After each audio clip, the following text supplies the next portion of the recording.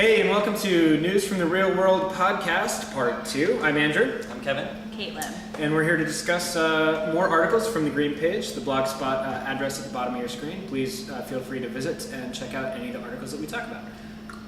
So this next article is from usitt.org, and it's called Award Lauds College Green Theater Efforts. So basically the Broadway Green Alliance has just created this new award that recognizes people working in theater who are being especially conscious of environmental concerns in their productions.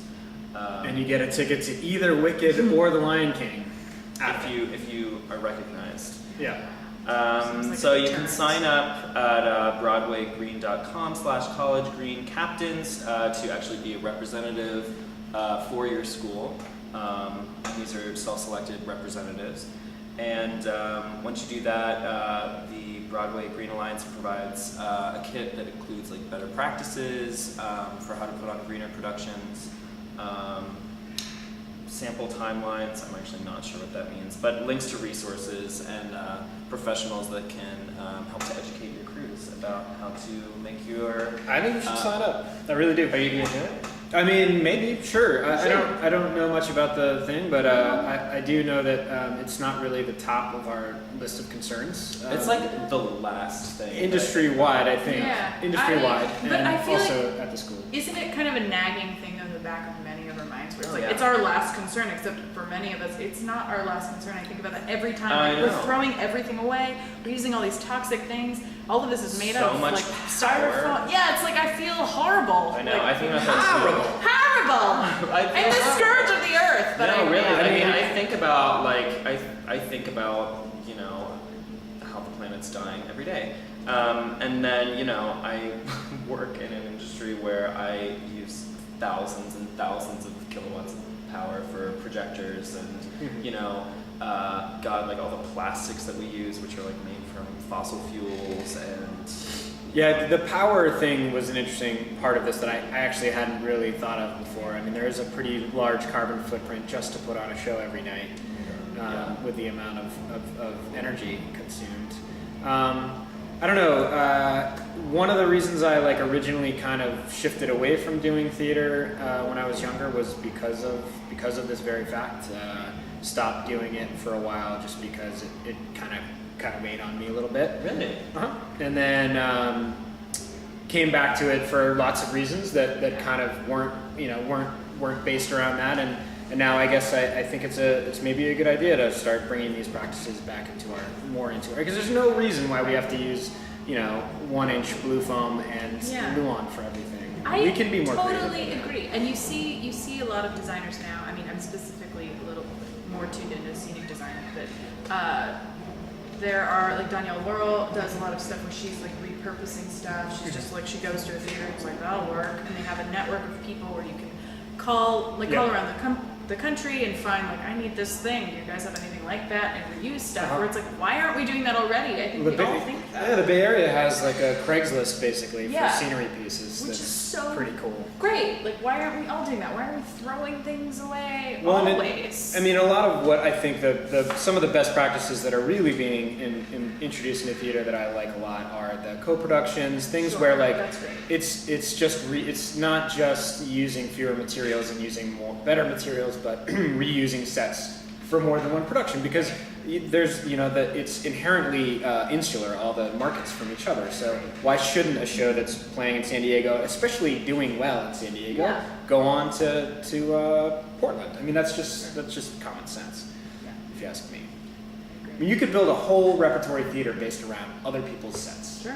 right? And probably with the remnants of other people's sets. Right. Yeah. This is So I the say we theater do it. itself. I right. say we do it. I Ooh. nominate Adam Kennard to sign up for this. Thank you, Adam. It's like the ice bucket challenge, but like Oh, yeah. there's a lot But more only better. responsibility.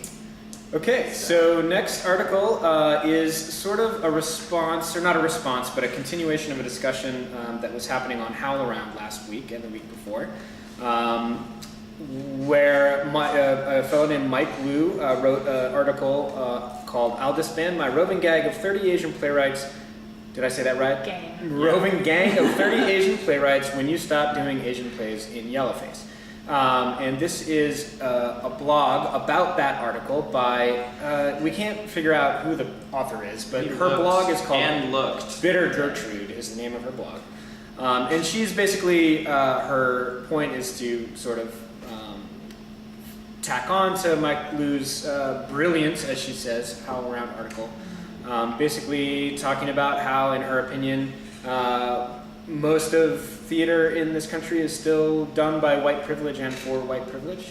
And that, especially this article was talking about The King and I as kind of a touch point for like the type of theater and The Merchant of Venice, those two shows, Yeah, as and sort of a also touchstone in for the the Magic kind of Theater. thing that's not really worth doing anymore, in her opinion. Well, we Right. should say she's also responding to an article by Philip Yes. Kennicott, who, Right. in the Washington Post, whose views she feels kind of encapsulates The this. white privilege. Yeah, and this defense of bigotry in theater. So, I just want to like read from this Please do. passage Yeah. that she's responding to. So this is by the article by Philip Kennicott. He writes, quote, "To preserve their independence, the arts need to stand resolutely aside from the increasingly complex rituals of giving and taking offense in American society. The demanding and delivering of apologies, the strange habit of being offended on behalf of other people even when you're not personally offended, the futile but aggressive attempt to quantify offensiveness and demand parity in mudslinging. This is the stuff of degraded political discourse, fit only for politicians, partisans, and people who enjoy this kind of sport. Art has more important, Yeah. he goes on, art has more important things to do, preserving its autonomy, preserving the danger of the experience, preserving the history embodied in the canon, and helping us understand our own ugliness, weakness, and cruelty." End quote. It's a long Okay, quote. so that last sentence I can get behind because I think that is true. Like I think we shouldn't not know about The King and I, because Right. we should Right. know about that where we came from and what the kind of things that we thought were okay before. And as if nothing else but a counterpoint to see, hopefully, where we've gone. And Bitter Gertrude points that out as very, right at the top of the article, like Right. how is it that we've come so not come far at all? Well, I Right. think she's also saying that, like, she's not, like, proposing that we go back and revise these texts and cut out offensive parts. She's just saying, like, performing these texts in a way that perpetuates or, displays, like, racism or bigotry is not the only way to experience them. Like, you can read them. That's Yeah. what exactly You what know, she says. you don't have to Yeah. you don't have to, and if you want to perform them, you can reimagine them in a more culturally relevant or, critical manner. Right. Well, and I think one of her main points is that if I'm watching The Merchant of Venice and I see Shylock portray the way that Shakespeare's written him, I'm gonna be very uncomfortable personally. Like being Jewish now means something very different from what Shakespeare thought it meant. And she points out that like, he probably never met a Jewish person. Right. They were driven out of England, so he never met one. So that is sort of a symbol in his time that means one thing, where it means something completely different today. Right. So she was sort of proposing, what if we need to reimagine Shylock to give a sort of similar, or Find like a elicit similar semiotic response. equivalent Exactly. for art It's for exactly the that. contemporary time, and that's like the job of an artist. Right. So it's like, no, you can't just put him up there like he would have been there in the 1500s. She also go ahead. takes issue with this idea that you can't be offended. Yeah, that's You that's can't the be most offended by offensive. someone else For being someone else, racist. like he says. I can't be offended when Right. someone is being racist against black people. Right, exactly. It was like, can't. Well, I'm not black, so I can't be mad about Trayvon Martin. Or, Right. Yeah. like, Or I that's can't be just mad by kind of you ridiculous.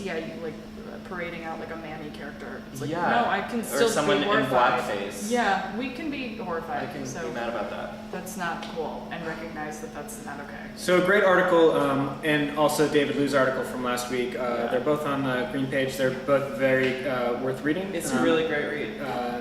These are things we should be talking about and thinking about in the industry. Absolutely. So our next article is called Artistic Inspiration or Piracy. It's by Sabri Ben Akour, and it's from marketplace.org. And it's basically looking at copyright law and using Jeff Koons as a specific example, and so they talk about his retrospective show at the Whitney Museum, and they use two examples of art to kind of explain how copyright law has changed.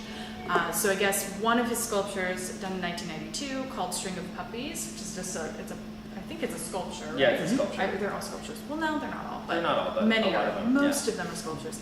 Anyway, it's a man and a woman with a bunch of blue puppies in front of them, and he was sued by the, let's see, what's his name? Art Rogers, who's a photographer who took that photo, so Jeff Koons basically appropriated that photo, made it into a sculpture, and it was supposed to be a commentary on the banality of everyday life and all this barrage of images that we see that are really boring. So anyway, he was sued by this guy, and he lost in 1992. And then in 2006, something similar happened. Jeff Koons was sued for appropriation of work, and he won. And they point out that there was, in 1994, the Supreme Court intervened to say it's okay to copy other people's work as long as it's transformative. So as long as you're saying something In a different case, not in a Koons case. but- Right. Yeah. So they were saying that was sort of their touchstone, or whatever the precedent set by the Supreme Court, what sort of changed in between. And so there's a shift in fair use, and the author of this points out that this shift is primarily protected big name artists. So big name artists basically they will win in the defense, and they'll also win as, Right. you know, Well, and they'll nobody win versus sues someone. nobody sues artists with no names too, is part of it, right? Well, but they do. That's what they were saying. That like someone like. Oh, I got the opposite. No, they from it. said that both. So he says this shift in fair use has predominantly protected big name defendants who appropriate from small named artists. They've won defending against claims they copied someone else's work, and they've won pursuing others for copying their work. Gilden argues this because courts like people think of famous and non-famous art differently, which I would say is completely true. I mean, I've seen it time and time again with artists. Like, you know, you see this just happened with Lady Gaga, where like basically this woman's like, look at this piece I have. Lady who? Do you know who that is? She's a pop artist. So Right. she sings Popular. sings songs, but she also does like performance art. And you love it. Basically there was this woman who's like, here's my work that you obviously copied, and she can't, there's very little she can do because she Right. doesn't have the money to hire the lawyers that this other person can. You know, and there are these precedents set sort of in Lady Gaga's favor. Right, but I mean, I don't think we should pretend that like lesser known artists don't also benefit from these laws. Yeah, because like I have used a lot of material that That's I've true. downloaded from YouTube, and no one cares because no one knows who I am, That's and no true. one sees my work.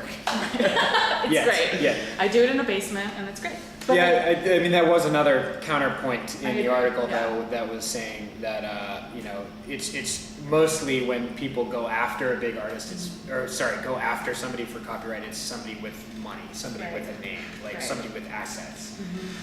But I mean, again, I think it all depends on how you use it. I mean, and to me, I mean, it's relatively self-explanatory. To me, maybe it's just because like I'm opinionated and just stubborn. But like, I feel like it's pretty obvious when someone is just blatantly photocopying because they want, you know, like some recognition, or they're just not Right. creative. And when someone is actually taking and sort of like remixing and Sure. like trying to say something else, or using the original piece as commentary. I mean, I also just think like in 2014, it's a little silly for us to still be talking about like ripping off or like stealing, because like right. I feel like in the age of the internet, like intellectual property is sort of a moot point.